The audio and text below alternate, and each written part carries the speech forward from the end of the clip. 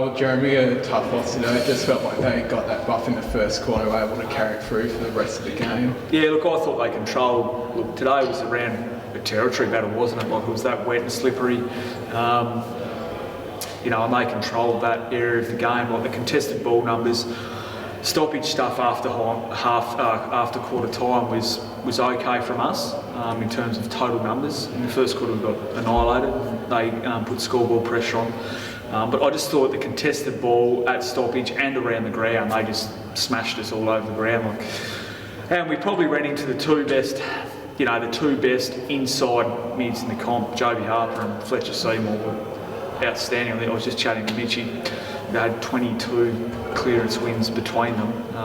Fletcher Seymour had, I think he kicked 3 goals and had 23 contested possessions. He was enormous today. I think Jeromey Harper kicked 1-4 and had, I can't remember, 16, 17 contested possessions. Those two guys, they smashed us at Windsor Park last game and they smashed us again today. I said in the media during the week they're probably the best wet weather team in the competition.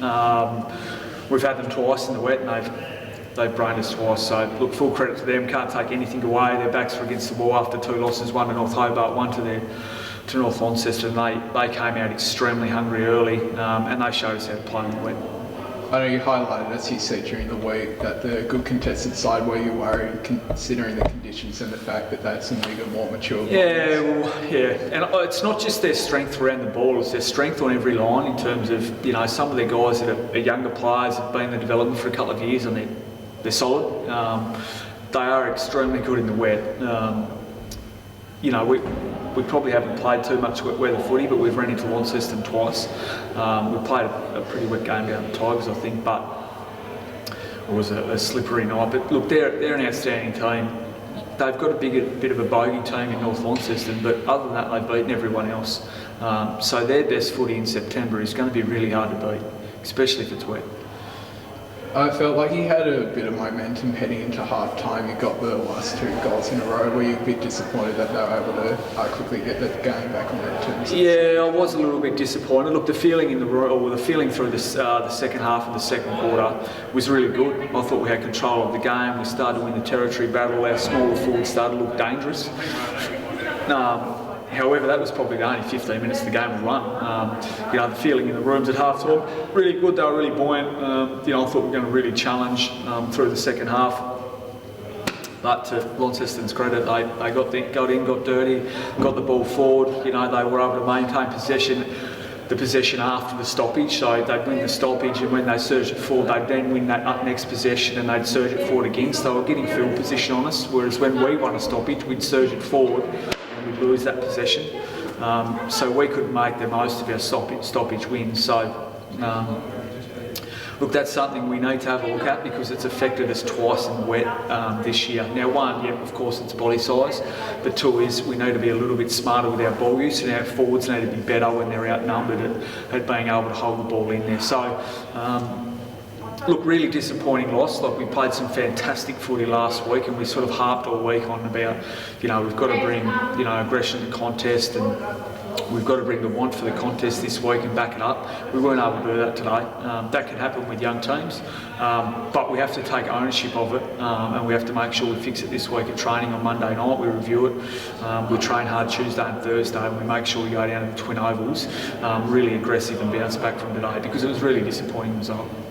Can you take anything out of the last quarter? Obviously it was a bit of a grind, but you were able to stem their flow a bit with their goal scoring. Not really. You know, I thought, as I said, 15 minutes second quarter, back after that, okay, rest, no good. So you can say that you held up. It doesn't really matter, does it? The damage is done. So as I said, we're not real happy with the result. We need to bounce back next week. I thought Jake Cox was really good for you guys today. Talking about that 15-minute surge in the second quarter, felt like he really drove that. Yeah, look, I said last week, when Jake Cox is hungry for the contest and he defends well, he's just about the best, one of the best players in the comp, and he's given us that. When he does that well, then his offensive power takes over, and he was probably the main contributor, or one of the main contributors for our surge for the last 15 minutes of the second quarter. So he was good today. the conditions today don't suit Jake Cox, but I thought, what he did with the footy was pretty good. Obviously, as you touched on earlier, you're heading up to Twin Ovals next week to take on the Tigers. Obviously, a big challenge there. In good form, but are you looking forward to taking them on up there? Oh, absolutely. Look, we've only got 2 weeks left of our season. That's the reality of it. We know where we're at. I don't think we want to stop. So we're really looking forward to the last 2 weeks. We've had a really positive 3-week block. Today will no good. There's no hiding from that.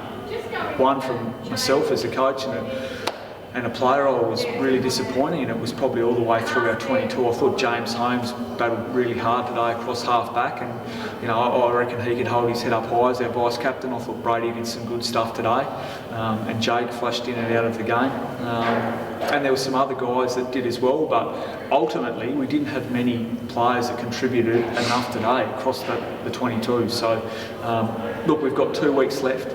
That's really exciting for our group because we can just throw everything in the next 2 weeks.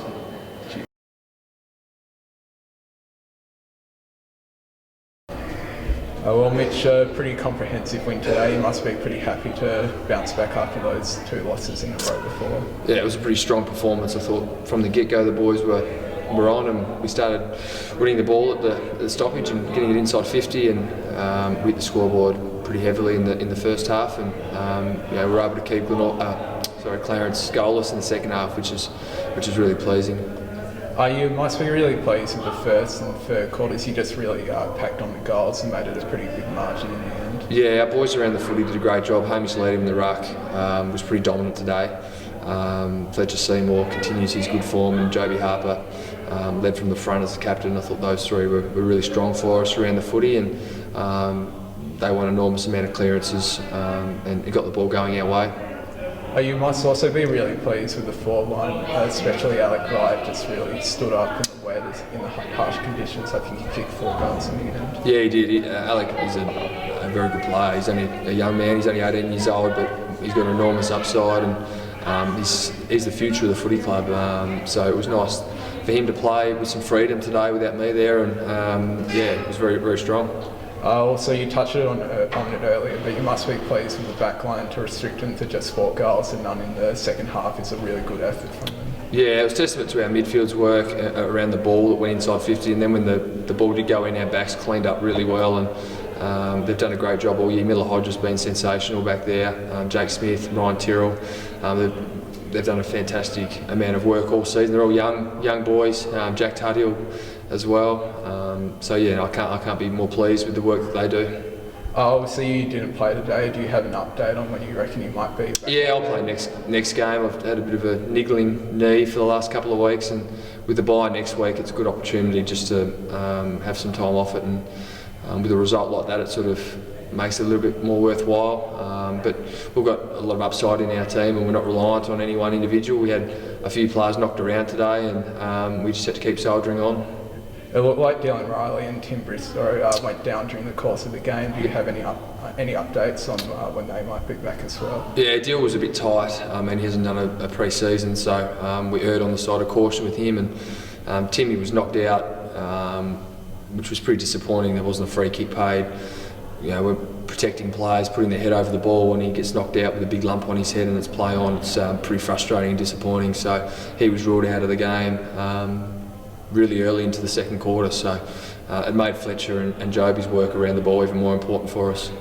I guess with finals coming up, the win was really important today. It still keeps your hopes alive for a potential qualifying final in the first week. Yeah, absolutely. And more importantly for us, just building that momentum back. After 2 losses, I mean, the month before that we'd won 4 in a row and beaten some very good sides. So it was more around just getting the momentum swinging back our way. The bye's come at a really, really good time for us to freshen up and attack the pointy end of the season. Do you think kind of travelling down to you was a good circuit breaker for you guys, wet conditions, just getting your season and momentum back on track? Yeah, absolutely. We were pretty strong last week for 3 quarters. Our effort was certainly there. We had 95 tackles again today, and some of our senior and experienced players really stood up early in the contest. Fletcher's game in particular, 32 disposals, 10 clearances, 10 tackles, 3 goals.